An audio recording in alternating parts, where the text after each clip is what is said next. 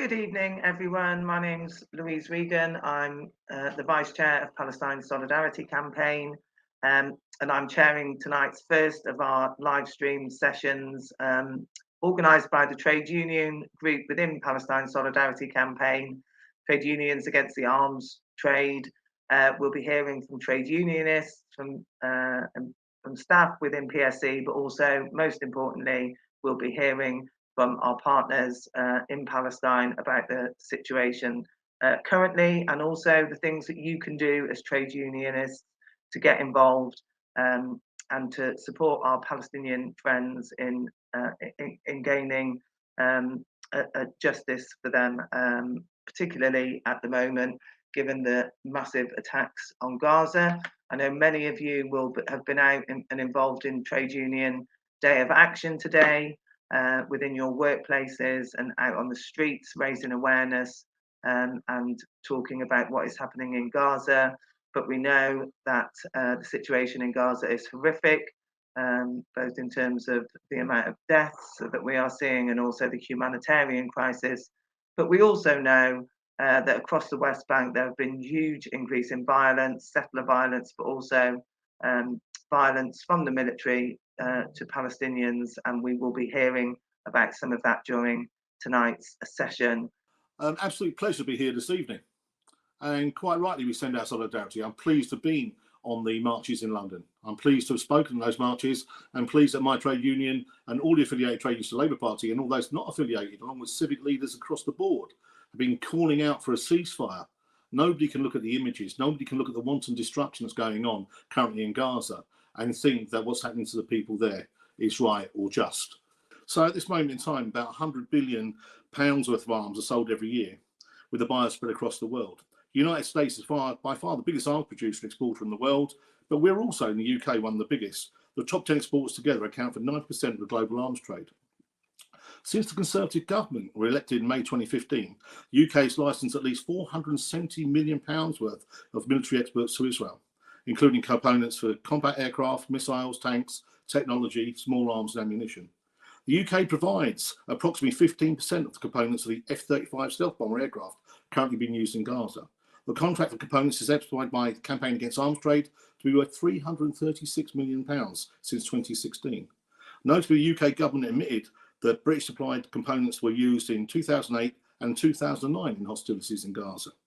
There are also the opaque open licenses allowing for multiple unlimited deliveries over 3 to 5 years.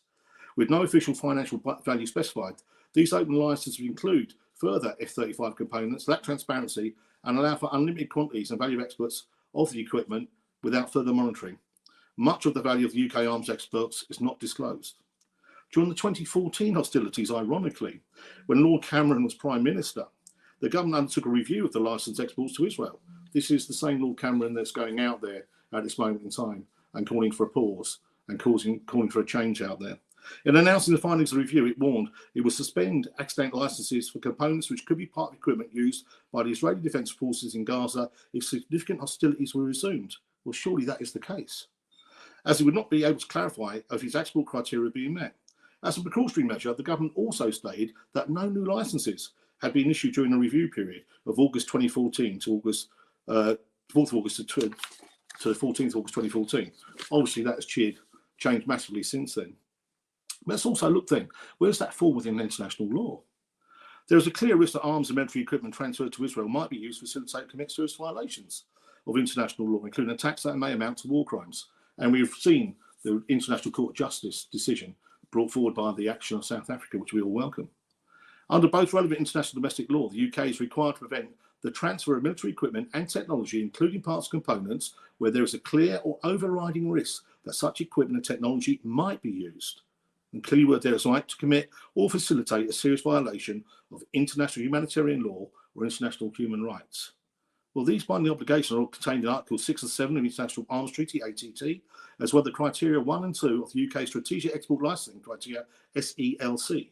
Criteria 3 and 4 of the SELC also prohibits the granting of a licence where there's a clear risk that the items would overall undermine peace and security. What part of that isn't being violated at this moment in time in Israel?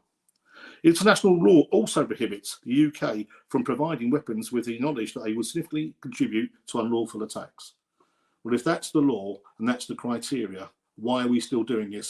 And why aren't we demanding an end to the export and also the ceasefire that we so desperately need for those people?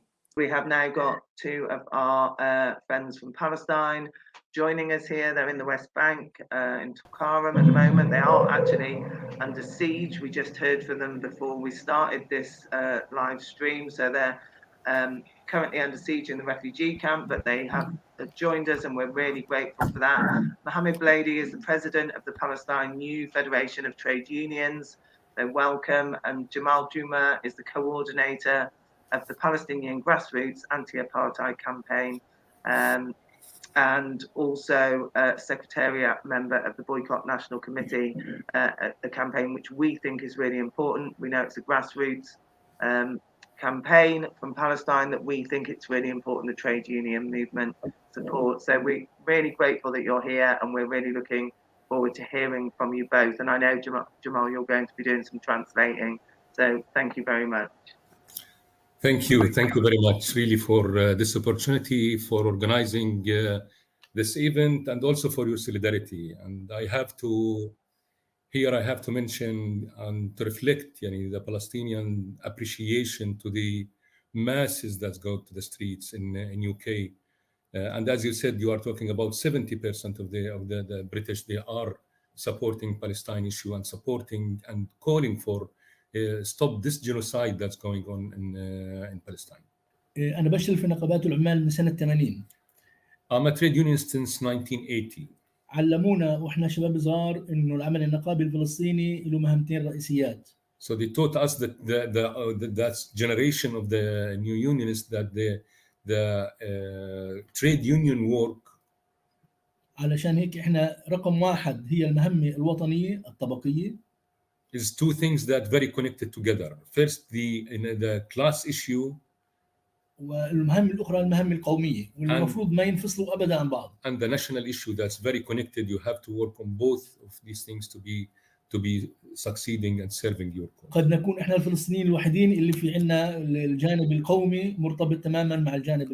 So this is maybe unique for the Palestine case because we have both together, like the class and the struggle for freedom as well. النقابات العمالية الموجودة عندنا أجت بنا نتيجة لإضرابات مختلفة للعمال الفلسطينيين اللي كانوا موجودين في المصانع ياميت وسول أور. يعني the new unions have been established like as a result of a long strike by workers that we are working in one of this industrial zone here that lasts for 6 months. That was in 2009 2010. بدناش نروح كثير لنحكي عن الواقع، بدنا نحكي بس عن غزة بالأغلب، عن موضوع غزة وما يجري من الاعتداء الإسرائيلي على شعبنا الفلسطيني من شهر 10 ولليوم. يعني maybe we don't take much time, but like very, very quickly, like until now, it has been registered officially in 2016. We have now 38 unions around the West Bank, 30,000 workers engaged in this union. We want to focus mostly on what's happening in Gaza and also Gaza workers that used to work in Israel. عندنا عدد العمال اللي كانوا بيشتغلوا في الداخل في المنشآت الإسرائيلية كلها تقريبا 240,000 عامل وعاملة بيشتغلوا في المنشآت المختلفة الإسرائيلية. And back to the workers, like we have 240,000 Palestinian workers, males and females, working in the Israeli structures, like from in different kind of work from West Bank. بعد الاعتداء اللي صار على شعبنا بشهر 10 ولليوم هناك 240,000 صفوا بالشارع، صفوا بدون عمل. Yeah. There is also 18,000 workers from Gaza that's working inside there also. All of them, at least the 240,000 from the West Bank now became since 7th of October without work totally. And this is like a majority, one of the main sources of income to the Palestinians in the West Bank. هم ما طردوا بس عمال غزة من داخل إسرائيل من داخل العمل، وإنما نكلوا فيهم نكلوا فيهم بشكل قذر جدا وبشكل سادي على الآخر. What happened with the Gaza workers inside Israel, that it was really very, it's a crime against humanity that has been committed against these workers. It's sad, they collect them from Israel, they arrest them and they throw them behind the checkpoints. They arrest 4,000 of them, and the witnesses saying that after they throw the workers behind the checkpoints toward the West Bank, they shoot number of these workers. Until now, we don't know exactly the number because nobody can, since then it was like an emergency, nobody can go easily there. So the workers has been fled to the Palestinian cities where the Palestinian people has been receiving them. Israel started to chase them after that in the places where they have been settled. Many of them has been arrested and thrown back to Gaza. So many of them, most of them has been arrested again, and they throw them back to Gaza. And we sure that so many of them has been killed in this attacks on Gaza. I want here just to go to the West Bank as well, which is under the shadow of what's going in Gaza. Israel, from the early beginning, from the 8th of October, they put siege on the West Bank. They disconnect and close all the checkpoints, military checkpoints with the West Bank, between West Bank and Israel. They also activate most of the checkpoints in the West Bank, and they ban the Palestinians, mainly, even not officially, from driving or to using the main roads in the West Bank. This main roads became full of settlers everywhere, shooting at the Palestinians, attacking them, as well as soldiers, and they are backed by the soldiers. So it became a huge risk to drive between cities on the main streets. The settlers has been organized and spread out all over the West Bank, particularly in area C and the edge of the villages where the people used to go to pick their olive season, because that was the season. So 70% of the olive season didn't able to the people to pick it.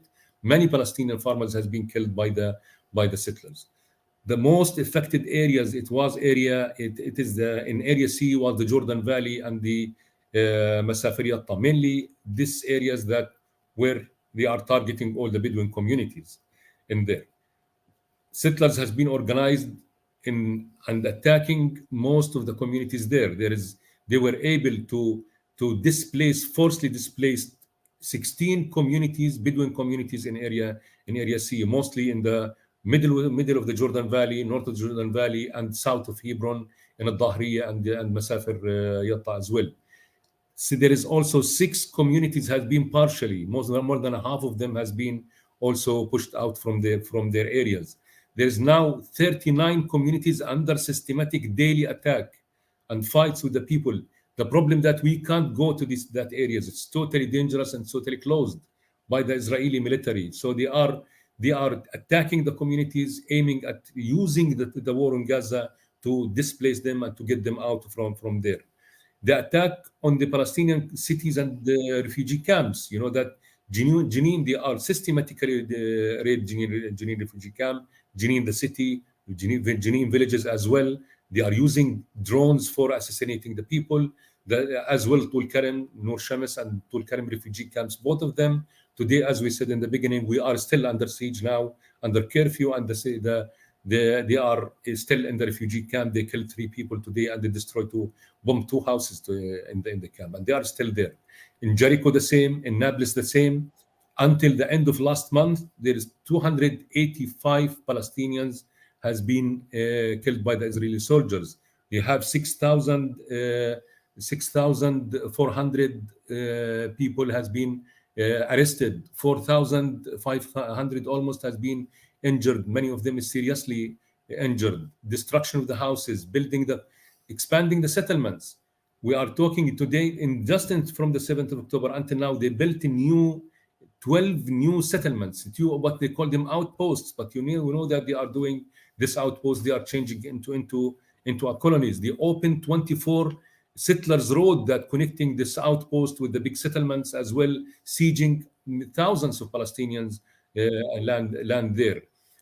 By evacuating the communities there, they evacuated hundreds and annexed hundreds of thousands of dunams in the area, all the extent from Ramallah to Jericho, and all the district, it has been now wiped out from the communities, and also it has been taken over the whole area by the soldiers, which is around 15% of area C, this area that they are talking about. Here we come to the what we need to do.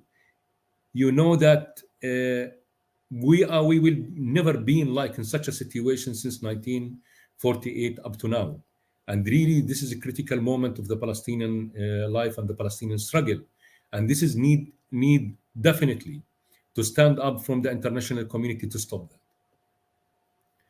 Yani, one of the main things that it became everybody in the world has been witnessing, using the chemical weapon, the phosphoric weapons against the people in Gaza, and using these massive explosive that weight tons, that has been thrown on the civilians and the houses and on the hospitals in Gaza Strip. So our main demand after all this is the disarm Israel. We have to work on military embargo, cut off all the relation between Israel and UK and the states. That's a call from the Palestinian unions, from the Palestinian people, from the Palestinian movement. We need to stop arming Israel. We need to stop to exchange arms with Israel and arming Israel to commit the crimes that they are doing. We need the war to strengthening and to go on with the boycott, divestment, and sanctions. This is one of the most effective tools that the people can do and can oblige their governments as well, to stop their relation with cooperation with Israel. You know that British is complicit with the war, with the genocide in Gaza. They have been participating in their drones, with their technicians, with weapons, with personnel also as well from behind. They and the Americans mainly, that they are engaged in this genocide.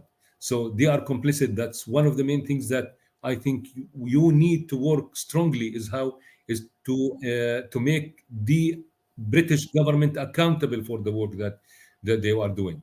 And it's coming, the ICJ, I think it has to be moved not just to Israel, but all those who's enabled the genocide in Gaza, either the American government or the British government or the German or the French or whoever has been arming and supporting Israel in this genocide in any way or the other. I'm going to talk about our Barkleys campaign, as Louise said, and Israel can only maintain its colonial system of oppression and the ongoing genocidal attacks that we've heard about this evening because of the equipment, services, and funding that it's receiving from a range of companies like Barkleys. So that's what we mean when we say that there is an international complicity in Israel's genocide. So globally, these powerful companies are bankrolling Israel's attacks daily, providing the financial support, if not building the weapons themselves, and are even profiting from a genocide that we're currently seeing unfold in front of us. So it's this international complicity, which the call for boycott, divestment, and sanctions that came from the Palestinian BDS National Committee in 2005 highlighted. And it's that calls on us as the international solidarity movement to take up boycott, divestment, and sanctions as tactics and as goals to work towards in our campaigning. And these tactics work best, as most tactics do, when they're specific, used as part of a directed and coordinated campaign that's bigger than just one individual or a group, and that has really clear goals. So that's why we're targeting Barclays Bank at the moment. Our research has uncovered that Barclays holds over £1 billion in shares and provides over £3 billion in loans and underwriting to 9 companies whose weapons, components, and military technology are currently being used by Israel in its attacks on Palestinians. So this includes companies like Elbit Systems, which produce the armored drones, the munitions, and the artillery weapons that are used by the Israeli military, and also BAE Systems, which manufactures key parts of the F-35 jets, which are currently used in strikes on Gaza. And And BAE Systems, I read a report the other day that apparently they've seen an increase in their share prices. So their share prices have actually been rising since October. So these companies are actually profiting off of the genocide that Israel is committing in Gaza.